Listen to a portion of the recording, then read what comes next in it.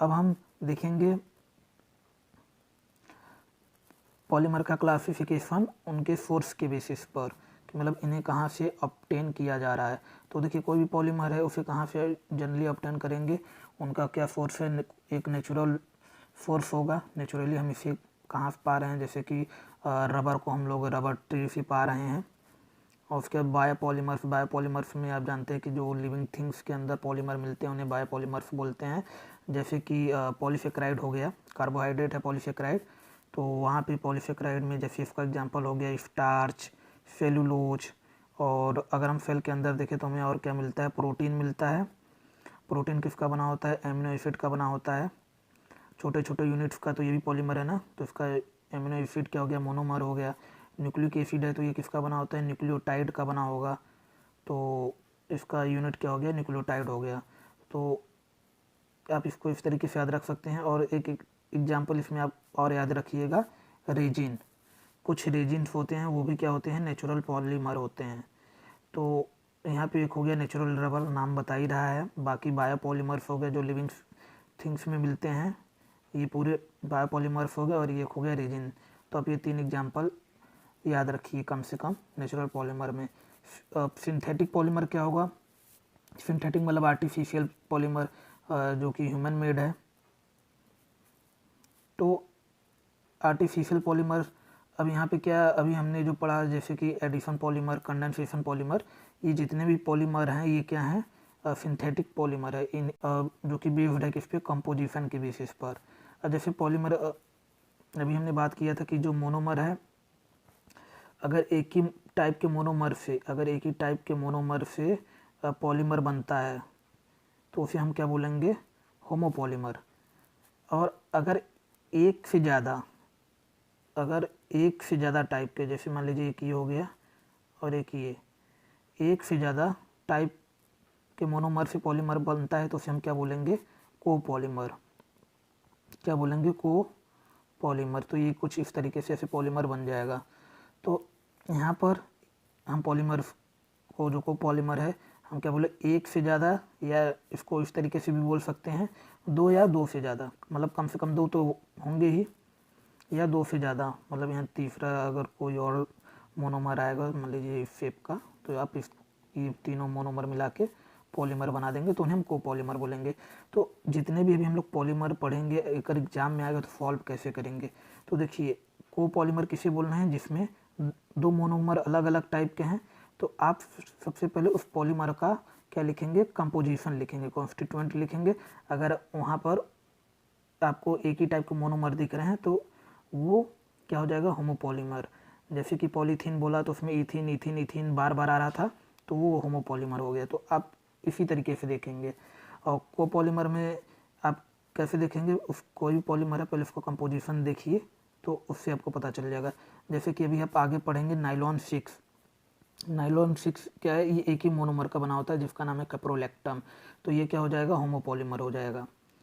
और यहाँ पे अगर हम बुनाएन देखें तो ये इसके 2 मोनोमर होते हैं, अभी आगे हम पढ़ेंगे। तो ये क्या हो जाएगा, कोपॉलीमर हो जाएगा। बेसिकली इस चैप्टर में हम लोगों को सिंथेटिक पॉलीमर के बारे में ही पढ़ना है, उसी को याद रखना है, वहीं से क्वेश्चन आते हैं। अब हमें आप ये बताइए कि जो नेचुरल पॉलीमर है, अगर इसमें हम थोड़ा मॉडिफिकेशन कर दें तो उस पॉलीमर को क्या बोलेंगे। थोड़ा सा कह रहे हैं मॉडिफिकेशन करने के लिए, तो आप कर दीजिए ना थोड़ा सा। तो अगर इसमें थोड़ा सा मॉडिफिकेशन कर दे तो हमें फिर मिलने वाले पॉलीमर को हम बोलेंगे क्या, सेमी सिंथेटिक पॉलीमर। क्या बोलेंगे, सेमी सिंथेटिक पॉलीमर। तो अब इसका एग्जाम्पल क्या होगा, एग्जाम्पल कैसे याद रखा जाए, तो वो भी काफ़ी सिंपल है। तो आप क्या बोलेंगे, कार का टायर, कार का टायर। तो अब मैं ऐसे क्यों बोल रहा हूँ, कार का टायर इसका एग्जाम्पल है। तो ये देखिए कार से हो गया, सी ए से हो गया सेल्यूलोज एसीटेट। तो अगर आप ध्यान से देखें तो सेल्यूलोज मैं बोल रहा हूँ, तो सेल्यूलोज का मॉडिफिकेशन हो गया किसमें, सेल्यूलोज एसीटेट में। और इसे हम रेयॉन भी बोलते हैं, क्या बोलते हैं, रेयॉन। और सेल्यूलोज का एक मॉडिफिकेशन और होता है जिससे क्या बनेगा, सेल्यूलोज नाइट्रेट। नाइट्रेट, क्या बनेगा, सेल्यूलोज नाइट्रेट। अब मैंने बताया इसको कैसे याद करना है, कार का टायर। तो जो टायर होता है, आप बताइए टायर किसका बना होता है, टायर रबर का ही बनाते हैं, रबर का बनाते हैं ना। तो ये जो टायर होता है वो किस टाइप का रबर का बना होता है, वल्कनाइज्ड रबर का। ठीक है, तो ये जो नेचुरल रबर होता है ना, इसी में थोड़ा मॉडिफिकेशन करते हैं, इसमें मतलब सल्फर ऐड कर देते हैं, यही मानिए वल्कनाइजेशन का मतलब यही होता है, सल्फर ऐड करना। तो नेचुरल रबर का में अगर हम सल्फर ऐड कर देते हैं तो उससे हमें मिलने वाला रबर को हम क्या बोलेंगे, वल्कनाइज्ड रबर बोलेंगे। क्लासिफिकेशन है जो कि स्ट्रक्चर के पर बेस्ड है। तो अब पॉलीमर का स्ट्रक्चर, जैसे मोनोमर था, मोनोमर से हमने पॉलीमर एक लॉन्ग चेन बना लिया, लॉन्ग चेन बना लिया, ऐसे और भी लॉन्ग चेन बनेंगे। तो अब क्या होगा कि अगर ये जो लॉन्ग चेन बना है, ये जो लॉन्ग चेन बना है, अगर ये लीनियर रहेंगे तो इन्हें लीनियर पॉलीमर बोलेंगे। अगर ये दोनों के बीच में ब्रांचिंग हो जाएगा तो इसे हम क्या बोलेंगे, ब्रांच पॉलीमर बोलेंगे। और अगर लिंकिंग हो जाएगा, मतलब कि अगर कोई कोवेलेंट बॉन्ड टाइप का आ गया तो इसे हम क्या बोलेंगे, क्रॉस्ड लिंक पॉलीमर बोलेंगे। तो जो लीनियर पॉलीमर है, अब इसके एग्जांपल को याद कैसे किया जाए, तो ये काफ़ी सिंपल है। देखिए, ये हो गया लीनियर पॉलीमर। अब यहाँ पर क्या होगा कि ये कुछ इस तरीके से रहेगा। तो ये यहाँ पे किसी भी टाइप का ब्रांचिंग नहीं है, किसी भी टाइप का ब्रांचिंग नहीं है। तो ये क्या होंगे, पास पास रहेंगे, तो हम क्या बोलेंगे, ये क्लोजली पैक्ड। अगर ये क्लोजली पैक्ड हैं तो इनका डेंसिटी कैसा होगा, हाई डेंसिटी होगा, हाई डेंसिटी होगा ना। तो इसका एक एग्जांपल याद करा रहे हैं आपको। तो हाई डेंसिटी पॉलीथीन किस में आएगा, लीनियर पॉलीमर में आएगा, ये काफ़ी इंपॉर्टेंट है।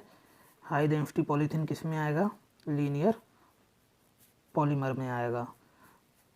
तो आप इसको इस तरीके से ध्यान रखिएगा। यहाँ पे ये पॉलीथीन लिखा है, ये किस टाइप का है, हाई डेंसिटी पॉलीथीन है।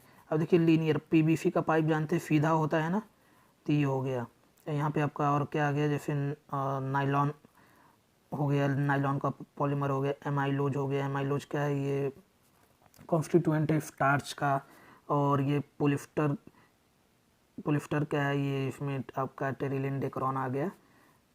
अब हम देखेंगे ब्रांच पॉलीमर। तो ब्रांच पॉलीमर में देखिए इसमें क्या होता है, अभी बताया, ब्रांचिंग हो जाता है ऐसे छोटे छोटा।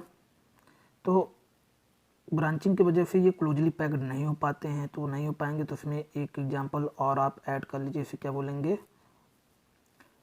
Low density polythene. तो ये ब्रांच में क्या आ जाएगा, लो डेंसिटी पॉलीथीन। अब ये जो क्रॉस लिंक्ड पॉलीमर है, तो इसमें ये देखिए आप कैसे, ये देखिए लीनियर, ये क्या हो गया, लीनियर चेन हो गए, और इनके बीच में क्या हो गया, कुछ कोवैलेंट बॉन्ड बन गए। तो इसे हम क्या बोलेंगे, क्रॉस लिंक्ड पॉलीमर। और इसमें क्या होगा, इसका एग्जांपल जैसे कि बेकेलाइट, मिलामाइन। एक्चुअली क्या होता है, बेकेलाइट मिलामाइन में हीट करने पर ना, तो ये क्रॉस लिंकिंग और बनना शुरू कर देते, तो ये और हार्ड होने लगते हैं। तो अब हम देखेंगे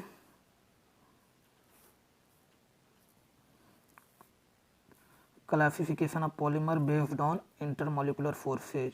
ये भी इम्पॉर्टेंट है, ये आपको याद रहना काफ़ी ज़रूरी है। तो आप इसको कैसे याद रखेंगे, तो इंटरमोलिकुलर फोर्सेज मतलब क्या, जो भी चैन अभी हमने जो बार बार चैन ड्रॉ कर रहा हूँ, तो इनके बीच में किस टाइप का फोर्स है उसको देखते हुए इसको हम लोग क्लासीफाई कर रहे हैं कि कुछ पॉलीमर क्या हैं, थर्मोसेटिंग हैं, कुछ पॉलीमर कैसे हैं, थर्मोप्लास्टिक फाइबर्स, और कुछ कैसे हैं, इलास्टिक हैं।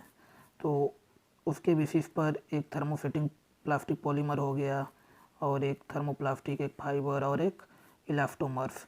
तो यहाँ पर अगर हम बात करें इलास्टिक, इलास्टिक क्या होता है, नाम से आपको पता चल रहा है, रबर, रबर इलास्टिक होता है ना। मतलब कि अगर आप इसको खींचेंगे तो इसका लेंथ बड़ा हो जाएगा, छोड़ेंगे फिर अपना नॉर्मल शेप गेन कर लेगा, यही होता है इलास्टिक का मतलब।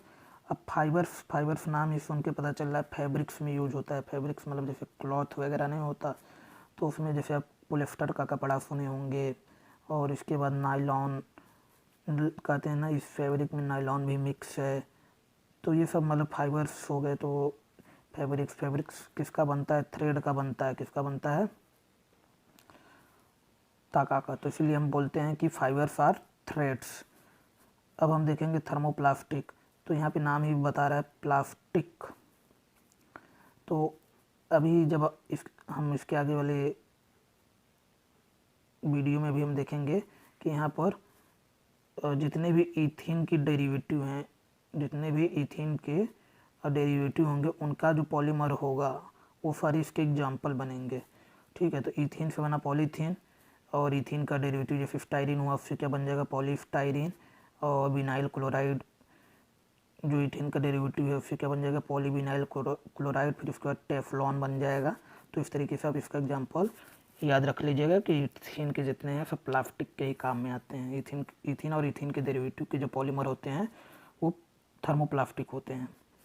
थर्मोसेटिंग अभी बताया था कि इसमें वो पॉलीमर जैसे कि हीट करने पर वो और ज़्यादा सेट हो रहे हैं। हीट करने पर जैसे कि क्रॉस लिंक जिसमें आते हैं, थर्मोसेटिंग में कौन से पॉलीमर आएंगे? क्रॉस लिंक पॉलीमर आ जाते हैं। तो ये इस तरीके से यहाँ कोवैलेंट बॉन्ड बनने लगता है। तो इसका एग्जांपल क्या हो गया? बम से याद रखेंगे, bakelite, melamine, urea formaldehyde, resin. अब एक क्वेश्चन जो एग्जाम में काफ़ी इंपॉर्टेंट बन जाता है, इनका IMF का सीक्वेंस बताइए। तो आप कैसे इसके IMF को सीक्वेंस को याद रखेंगे? तो बहुत ही सिंपल सा है। इसको याद करने का एक निमोनिक है। देखिए, तेरा फटा था एग्ज़ाम में। जब ये क्वेश्चन देखा तो तेरा फटा था एग्ज़ाम में। हो सकता है जो अगर ये क्वेश्चन आ गया तो जो आपका फ्रेंड नहीं कर पाया तो आप बोल पाएंगे उसे, तेरा फटा था एग्ज़ाम में।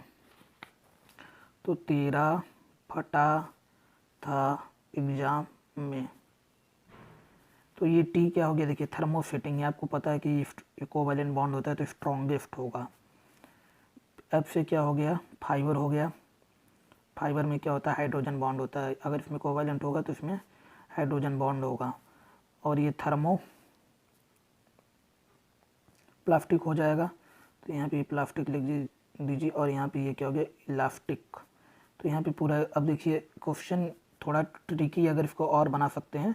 अगर इसका नाम ना देकर, इन लोग का नाम ना देकर, एक इन लोग का एग्जाम्पल दे दे।